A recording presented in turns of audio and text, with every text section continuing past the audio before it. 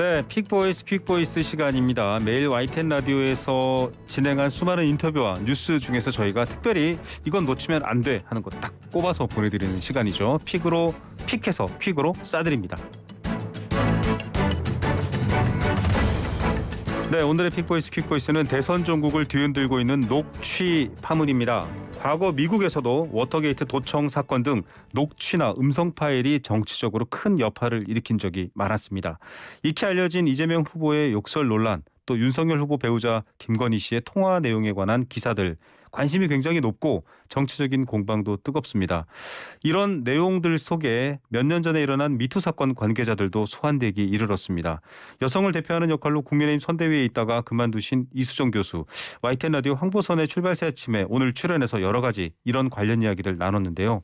먼저 관련된 내용 중에 이유가 된 김건희 씨의 녹취부터 한번 들려드리겠습니다. 아무튼 챙겨주는 건 확실하지. 그렇게 뭐 공짜를 부려먹거나 이런 일은 없지.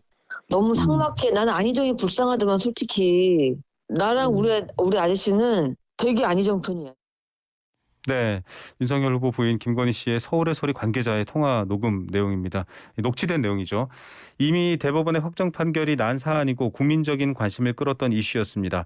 이 사안에 대한 김건희 씨의 언급, 개인 간에 나누는 사적인 대화다라고 할 수도 있고 여러 가지 방어 논리를 내세우고 있지만 여당의 반대편에서 이 부분을 지적하던 입장들과는 결이 다르고 또 대비되는 측면이 있어 보입니다. 이와 관련된 발언에 대해서 국민의힘 선대위 고문 자리조차도 내려놓은 이수정 교수 뭐라고 이야기했을까요? 들어보시죠.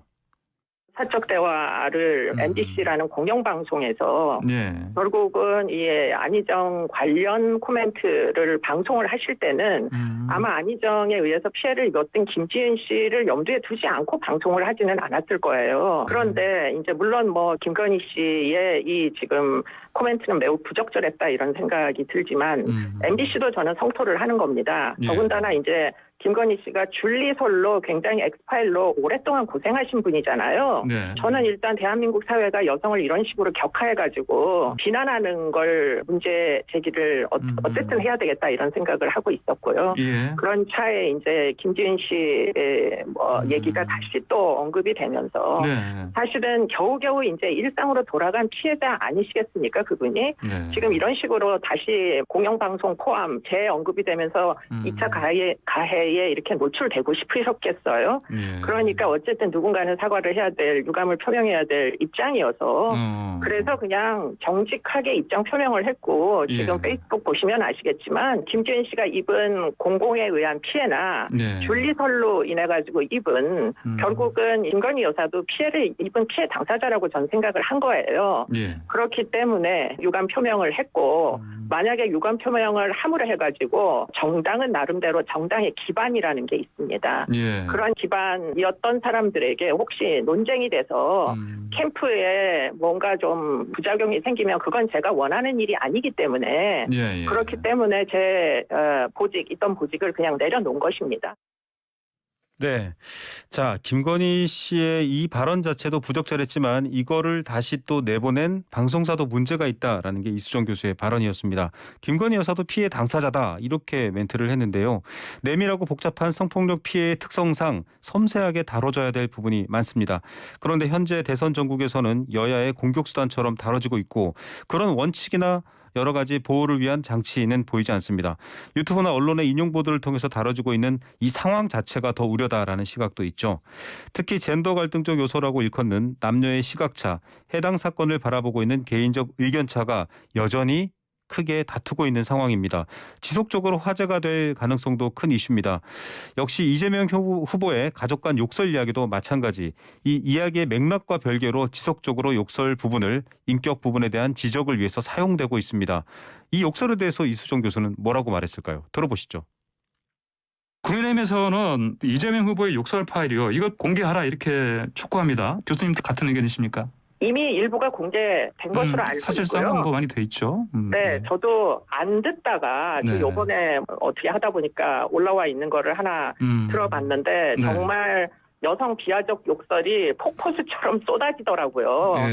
그래서 이게 틀림없이 이제 유권자들의 마음에 어떤 그 변화를 줄 것 같긴 한데 예. 이거를 진짜 공영방송, 저는 MBC가 일요일 날 방송하면 안 된다고 생각하는 입장이거든요. 심지어 이것까지도 공영방송에서 방송되는 이런 규정이 되면은 네. 네. 정말 정치인들은 대한민국 국민에게 사과해야 된다. 이게 도대체 무슨 짓이냐 하고 좀 얘기를 하고 싶네요. 그 아까 말씀드린 김건희 씨 그 녹취 파일도요. 유튜브 채널에서 더 공개할 것 같고요. 이 욕설 파일도 그러면 공영방송이 아니면 유튜브에서 공개하는 건 괜찮다고 보십니까? 괜찮을 리가 있겠습니까? 근데 네, 불가피한 네. 것으로 보입니다. 아, 지금 결국에는 상황에서는요? 지금 예. 이런 선거운동은 정말 역사에 유례가 없어 보이고요. 예. 정말 이렇게 혼탁해도 되는 것인지, 정책은 어디 갔는지, 예. 정말 한시라도 빨리 정책 예. 토론에 대해서 좀 알고 싶고 보고 싶다 이런 생각이 듭니다. 네, 현실 정치 대선 캠프에서 직전까지 활동을 하고 지금도 외곽에서는 활동한다라고 볼 수 있겠죠. 이수정 교수의 얘기였습니다. 국민의힘에 계셨던 분인데 보고 싶지 않다, 듣고 싶지 않다. 어쩌면 국민들과 이 부분만큼은 묘하게 공통점이 있을 겁니다. 하지만 이 사안을 이렇게 끌고 가는 것에 대한 자성이나 치밀한 분석은 어느 정치권에서도 잘 보이지 않는 것 같죠.